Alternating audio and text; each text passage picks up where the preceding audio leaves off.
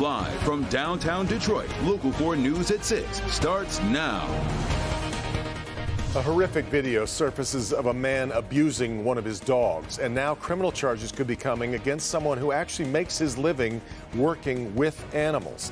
Topping our news tonight at 6, a case serious enough to bring out Macomb County's executive, its sheriff, and the head of animal control. We're told the suspect's son posted the video online and people started sharing it. That led authorities to a home in Ray Township with 3 dogs inside. Sean Lee is live in Clinton Township where the dogs were taken. You know, Sean, I can hardly believe that I'm saying this. The suspect is a veterinarian. A Macomb County veterinarian has a practice with his wife. Listen, we've been looking into this all day long. It's incredibly disturbing. We know sheriff's investigators and animal control went to his home in Wright Township.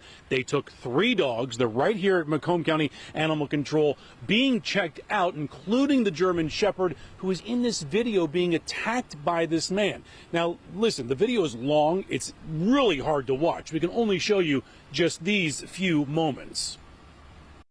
Get over here! Easy. Get over here! What he did to this animal is uncalled for. We can only show you the very beginning of a horrific video depicting a man beating and choking one of his dogs as his family is horrified. The video shot by the man's son, posted online and seen by an MSP trooper last night who alerted Macomb County Animal Control. The horrible abuse was seen by so many.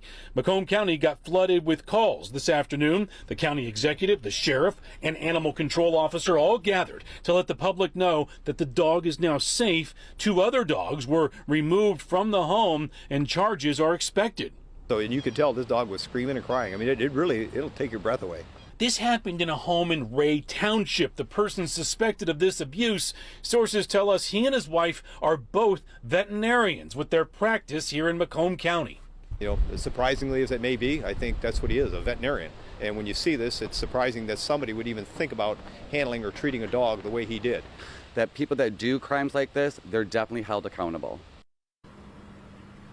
Back here live. Now, look, we're not naming the vet because this is all under investigation. It just got going today. So the vet is not facing any charges right now. Here's where things stand. Investigators got a hold of him as he was working on other people's pets at his office today, and they did talk, so they plan on talking more face-to-face and then presenting everything to a prosecutor. Sources telling me they may be asking for charges of animal abuse, Kimberly and Devin, also domestic violence. Much more to come. Really disturbing. Okay, Sean, thanks. Exact Fact 4D radar showing storms heading our way. Look, starting to knock on the door there. They've been packing some strong wind gusts as they roll across the rest of the state. Yeah, Kim Adams is watching it for us with her 2 clickers there, too. Kim, the good news is there might still be some time for people to secure their patio furniture and other things that might be outside.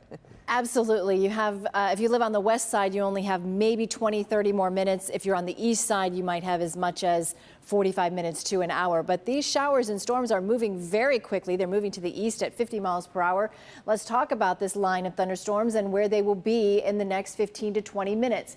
Fowlerville, let's see, in 2 minutes, you should have at least some moderate rainfall. These are not severe storms, but out ahead of the storms, there are some strong winds. Dexter at 623, Howell 615. So if you live in Howell, you have 13 minutes to get that patio furniture secured, or your mums or whatever you have outside. Call the kids home because it is going to rain, and out ahead of the frontal boundary, there is quite a bit of wind out there. Wind gusts right now in Howell, 41 miles per hour, 40 mile per hour gusts in Lansing, 31 at City Airport, and a report at Metro Airport of a 31 mile per hour wind gust. If you want to keep up to date on all of the thunderstorms in between newscasts, the best way to do it is by downloading our Forewarn Weather app. You just go to your favorite app store, look up WDIV, and download the Forewarn Weather app tonight. All right, Kim. In June, a witness shot video of Warren police arresting a 17-year-old named Tyler Wade, who ended up charged with fleeing and eluding, a weapons violation, and counts related to drugs. Today, Tyler's attorney put out police body camera footage as part of a civil lawsuit related to a rough arrest. Megan Woods was there as that video was released for the first time. The images are graphic, Megan. very graphic, and we want to warn our viewers this may be hard to watch. Tyler and his mother Bianca, they had a hard time watching that footage back, listening to the audio of that video. Now, Warren Police, we reached out to them multiple times. They say they're sticking to the statement they put out back in June, saying that this lawsuit is so fresh they haven't received it and they don't want to make a comment before they can review it. Video from multiple angles shows 17-year-old Tyler Wade with his hands up immediately after being pulled over. His front door is pinned shut by a Warren Police SUV. Officers are commanding him to get out of the car using profanity. Hands up, hand around the neck. A body camera footage then shows Tyler being punched in the face and head multiple times. 2, 3, 4, 5, 6, 7, 8, 9. You can also see Tyler was stumped on and kicked. If you listen closely, you can hear Tyler shouting back, quote, "I'm not resisting, I have my hands up." But that's not all you hear in this video. There's an officer who has handcuffs out and tries to de-escalate the situation. That officer is going to say, all right, all right, all right, all right. The footage brought Tyler's mother, Bianca Wade, to tears. She says she taught both her sons in situations like this to put their hands up. First saw the initial video, I saw that his hands was up. So I knew he did exactly what I've taught him to do.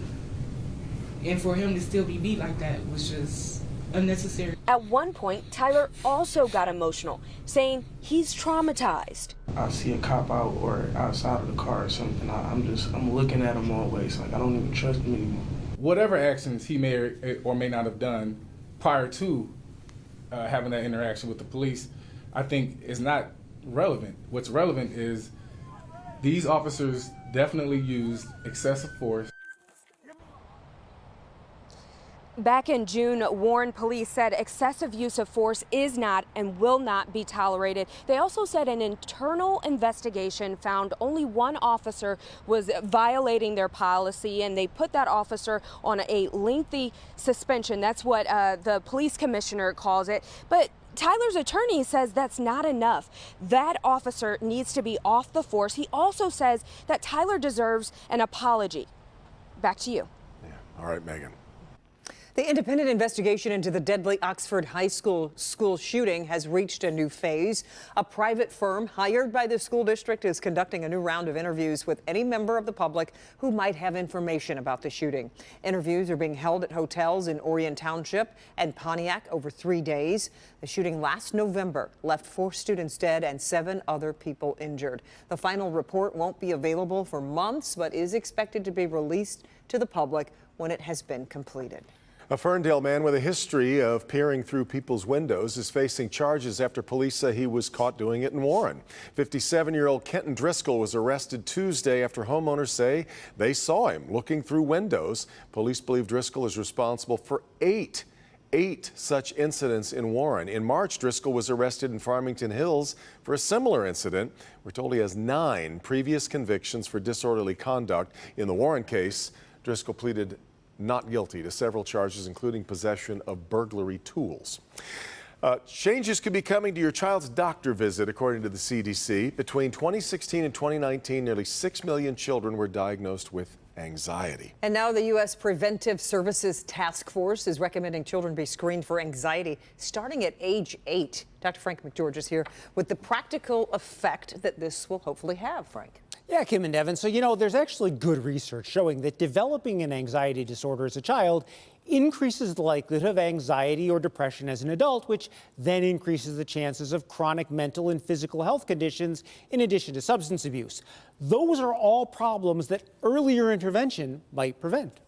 Being the father myself of a 7-year-old, I can tell you, just from my own personal experience and from, being a pediatrician, is that there are a lot of changes going on in the body around that time. Dr. Kevin Daisy is a pediatrician at Children's Hospital of Michigan and strongly supports the new recommendation. I think it's about time that we started screening for anxiety in that age range, around the age of 7 or 8, leading into adolescence. I think that's a critical time period that we start to use some of our screening tools to help identify kids that might be at risk. There are standardized screening questionnaires doctors may use, but oftentimes it really just takes some of those quick questions letting the child open up to you, and it's easy to sort of identify kids who might be struggling. And once they're identified, initial treatment can be simple. Some of that might just be making changes at home, talking with the parents, making sure that the parents are talking through using coping skills, talking through situations that arise in their daily lives. But if that isn't enough, there are pediatricians that specialize in, behavioral therapy. There's obviously child psychologists and psychiatrists. So those who identify either most at risk or who, are not really responding to our more simple approaches at home, we would refer out to more specialized pediatricians. Now, in fact, a list of the screening questions that doctors might ask is available online, and we're going to put a link to this with this story on the health page. Now, it's important to understand, even if a child is referred to a specialist, there are plenty of treatments like cognitive behavioral therapy and talk therapy that are often successful, and medication would frankly be a very last resort. Yeah. This seems like something doctors should already be doing. So why did the task force feel compelled to make this recommendation? Were they not doing it? Well, that's kind of an important point. And actually, the survey of primary care physicians found that while 76% said that they thought talking to adolescent patients about this was important, only 46% said they actually did it, which means basically, hopefully, adding this formal recommendation will encourage more physicians to do the right thing and make it a priority here. Yeah. 3/4 said it was important, but less than half actually doing it. They do Yeah, it. interesting. Right. Yeah. All right, Doc. Thanks.